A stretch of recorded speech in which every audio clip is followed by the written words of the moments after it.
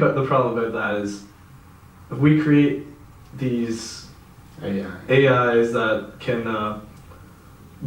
do all our jobs, and we're like kind of like treating them as like slaves because we control them. Like, when does that get ethical? You know what I mean? Like, that gets kind of. Well, I'll tell you an example about ethics.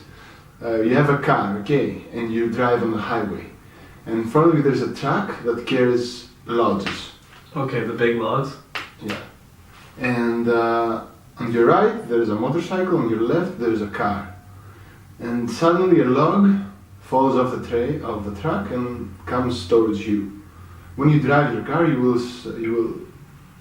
subconsciously turn the wheel on the left, on the right, wherever you believe you find it suitable, or you even find the time to do, and nothing will happen. I mean, if you kill someone, you kill someone, but it's not your fault. I mean, it's something that you had to do to survive. You won't be blamed for a mass slaughter. Yeah, no.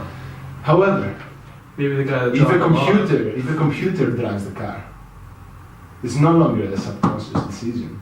The computer must know what to do. Must know that on the right I have a motorcyclist, which if I hit will probably die because he's on a motorcycle, and on the left I have a car with 2 passengers, for example, in.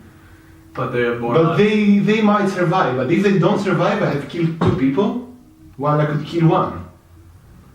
So how and then other issues come. Does the motorcyclist wear a helmet? How many people are on the other car? Are there any kids? There are a lot of issues that come out from that. But the thing is that if a computer makes the decision, it's no longer spontaneous. It's been calculated. Yeah. Someone has programmed it to choose the motorcyclist over the car, or the opposite. Based on the variables. But how would I guess a car, through its whatever, like vision, I guess it would just calculate it all through that, like just like knowing the area. I'll show you a video afterward, but the Google car, basically how it works, it has all these sensors and the cameras, and if you look at the back end of the program, imagine the thermal vision that you can see the colors of the, let's say when someone is warm, it's red, and you know that? The thermal vision goggles? The film? Thermal. Oh, thermal vision, okay, thermal vision, yeah, okay, yeah. And that's how it works. It understands what's around it and it has tags on it. So for people, for example, when the radar catches some people on the street, it has a tag that they're unpredictable, so you have to slow down when you're close to them. They're fragile. If you hit them, you could kill them. Yeah. For trees, for example, it's an immovable object. Don't run through it. Just go around. Yeah. There are tags for everything. That's how it works. And do you think they have it to know if it's an adult or a child, or like? I don't know. I'm not sure about that. Because if it's just through the body heat or whatever, maybe it would just be like, oh, if it's a small person, although it doesn't depend on the body heat. The algorithm calculates a lot more factors than just the body heat. The height is a factor, the shape is a factor, but how these algorithms work? Well, the shape could maybe make the decision if it's. Yeah, it could, but. To understand how this works, a computer never really learns what a human is, or what a tree is. But what it learns is that when I have seen 1,000,000 trees and I see something that looks like a tree, it's quite probably a tree. Yeah.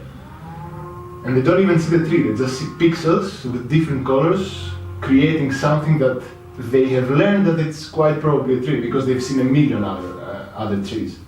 But they don't consciously know that it is a tree. They just estimate it with a really low failure rate. Okay. Well, that's how they work. But about the Google car, it had at least when I wrote the paper, it had only 4 crashes. 4 crashes? Yeah. And they were all... 3 of them were human mistakes. Yeah, I thought that's what I read. And the only one was... the car's like faultiness. Mm-hmm. And no one was hurt. And it was a faultiness, but it was actually a difficult situation because it was a crossroad with some objects thrown in the middle of the road and a small bus coming on the other way. And the car chose to go around the objects and hit the bus. Okay. But no. However, you cannot.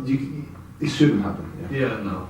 But like obviously it's still in testing phases, so like that's when they want to make the mistakes, not when they release it all and everyone's. But it's funny to think about the fact that there are cars roaming around California on their own. Yeah, just casually. Like. Yeah. Well, that'd be like the only thing with that, like cabbies, Uber, that's all.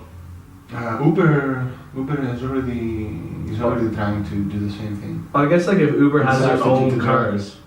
Well then, yeah, I guess at this point they probably have enough money to. At first, I think they were going to make a deal for 500,000 cars with Google, but that wouldn't even be a bad partnership. That'd be smart on both parts. But I think they're trying to create their own right now. Create their own car. Not Uber on its own, but with some partners. Yeah. Yeah. Obviously, yeah. Uber is a. They don't have the tech background to figure that out. But what other? You were talking about black holes. Do you know much about black holes or what? No, who knows much about that? Yeah. Well, yeah, exactly. It's all. But it's all opinion and theory, but it's interesting for sure. Do you think we'll ever be able to go inside a black hole? No. I guess we haven't. I think it's possible, man. Who knows? Maybe it's just like a fucking. No, I'm not. I may be talking bullshit right now, but the only other thing that we are not even remotely close to understand is quantum mechanics. Because we know that when you observe something, it starts interacting, and when you don't, like the Schrodinger's cat experiment. Yeah. So maybe it could be like a solution or a way to reach a solution about the black holes, but I don't think we're close to understanding quantum mechanics. I think we're a ways from that. We need some. That's why I've been telling you that AI could be the solution.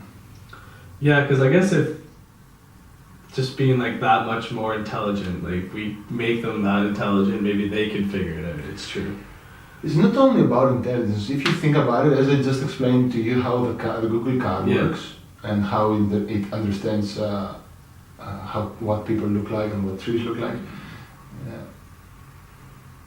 It's the best way to decryptify the human mind. I mean, that's like what we got. No. Whoever does that is the. But if you think about it, the only way to make a computer so smart, not smart, to make a computer understand. Yeah, like humans do, would mean to break its procedures into so small steps. So eventually create something that will look like a mind, and it's gonna be the closest thing we're gonna come to understanding the mind. That's true. Yeah, I don't think we'll ever actually figure it out.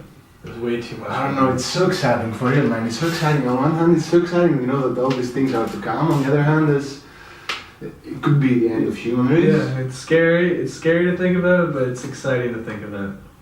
We could already be just a simulation that a more advanced civilization of us has chosen to run to see how history went through. Have you ever watched Westworld? No. Westworld, you should watch that. It's like, it's literally like